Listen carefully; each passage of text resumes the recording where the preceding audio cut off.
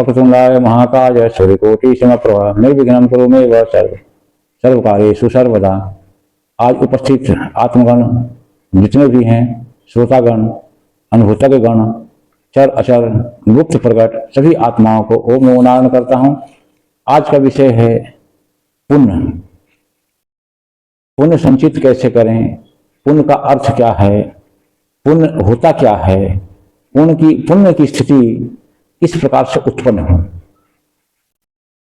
पुण्य क्या है? पुण्य तत्वों से देखें तो वायु में आकाश मध्य के कारण बनाकर पुनः वायु रूपी प्रक्रिया को उड़ा देता है।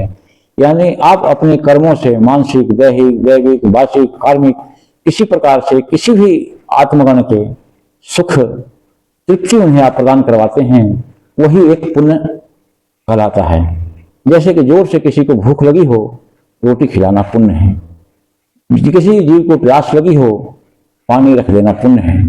पुण्य जीवन से मरणोपरांत तक वो सारे कार्य करते हैं जिन्हें हम पुण्य कहते हैं। क्योंकि आकाश के साथ में वायु तत्व मिलते हैं और वायु तत्व के साथ में आकाश मिलते हैं, विलोम विलोम करते हैं, वहां से पुण्य की उत्पत्ति होती है।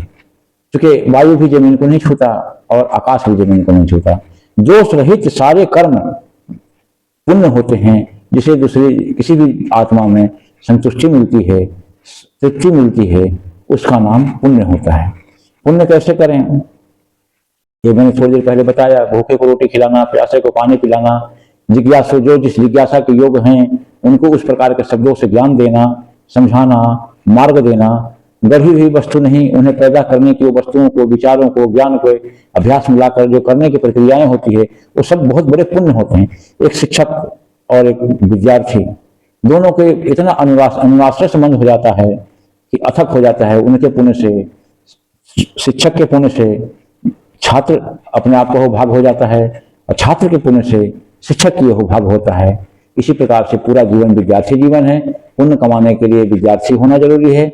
और विद्यार्थी का अर्थ ही होता है काव्य चेष्टा वको ध्यानम स्वान निद्रा तथैव च अल्पहारी गृह त्यागी हे विद्यार्थी पंचलक्षणम। पूरा जीवन जिन्हें पुण्य प्राप्त करनी होती है वो विद्यार्थी के स्वरूप ही रहते हैं।